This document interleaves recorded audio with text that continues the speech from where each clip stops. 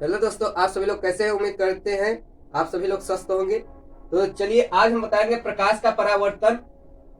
देखिएगा, हमने परिभाषा लिखा है, जब सूर्य का प्रकाश किसी चमकदार चिकने तल पर पड़ता है तो वह परावर्तन के बाद उसी दिशा में वापस लौट जाता है। इस घटना को प्रकाश का परावर्तन कहते हैं। हमने क्या बताया? जब सूर्य का प्रकाश किसी चमकदार चिकने तल पर पड़ता है तो परावर्तन के बाद उसी दिशा में वापस लौट जाता है। इस घटना को प्रकाश का परावर्तन कहते हैं। चलिए आइए समझते हैं प्रकाश का परावर्तन। तो ध्यान दीजिएगा, हमने क्या लिया? समतल दर्पण लिया। ठीक है, समतल दर्पण लिया, एकदम चिकना सतह है। ठीक है, जैसे आप देख रहे हैं श्याम पर। अब जैसे यहाँ सूर्य बनाया, यहाँ क्या बताया? सूर्य बनाया। ठीक है, अब सूर्य से जो प्रकाश निकलेगा वो सीधी रेखा में गमन करता है। जैसे ही सूर्य का प्रकाश इस पे टकराया, टकराने के बाद परावर्तन के बाद उसी दिशा में वापस लौट जाएगा। ये आने वाली किरण, ये जाने वाली किरण। आने वाली किरण को बोलते हैं आपतित किरण। कौन सा किरण बोलते हैं? आपतित किरण बोलते हैं। और जाने वाली किरण को बोलते हैं परावर्तित किरण। परावर्तित किरण।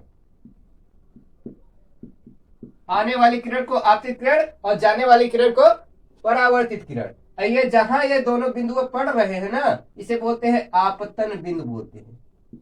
आपतन बिंदु बोला जाता है। ठीक है, अब ध्यान दो, और जिस सतह पर पड़ रहे हैं ये सतह का नाम क्या है? तो इसे बोलते हैं परावर्तक। परावर्तक सतह बोलते हैं। ठीक है, क्या बोलते हैं? परावर्तक सतह बोलते हैं। और ध्यान दो, अब यहां से एक अभिलंब भी डाला जाता है बीचों बीच। ठीक है, इसे बोलते हैं अभिलंब। अब देखो, आपतित किरण और अभिलंब के बीच बना कोण को हम बोलते हैं आपतन कोण बोलते हैं। क्या बोलते हैं? आपतन कोण बोलते हैं। आपतन कोण को हम आई से डिनोट करते हैं। ठीक है, और अभिलंब और परावर्तित किरण के बीच बना कोण जो होता है उसे हम बोलते हैं परावर्तन कोण।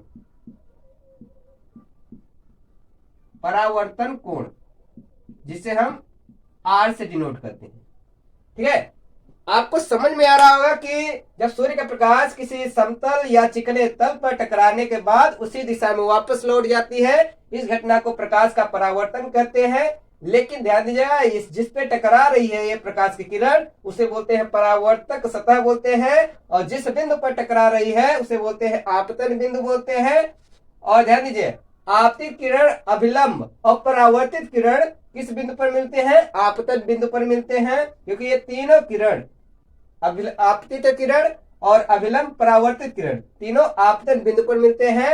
और आपतित किरण, परावर्तन, आपतित किरण और परावर्तित किरण के बीच जो अभिलंब डाला गया है, ये दोनों आपको क्या कर देता है? आपतन कोण और परावर्तन कोण को बराबर कर देता है।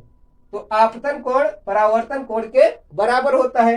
आपने ये भी जाना, इसके दो नियम होते हैं। कौन कौन से नियम होते हैं? नियम इसके दो होते हैं कि आपतित किरण, अभिलंब, परावर्तित किरण तीनों एक ही बिंदु पर मिलते हैं। पहला नियम हुआ, हमने क्या बताया?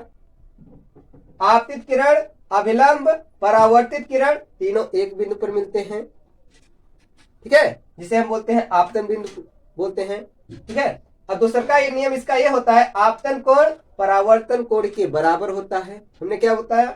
आपतन कोण परावर्तन कोण के बराबर होता है। उम्मीद करते हैं कि आपका ये क्वेश्चन 100% आपका याद हो गया होगा। तो सब्सक्राइब तो बनता है, आप सब्सक्राइब कर दीजिए। ठीक है।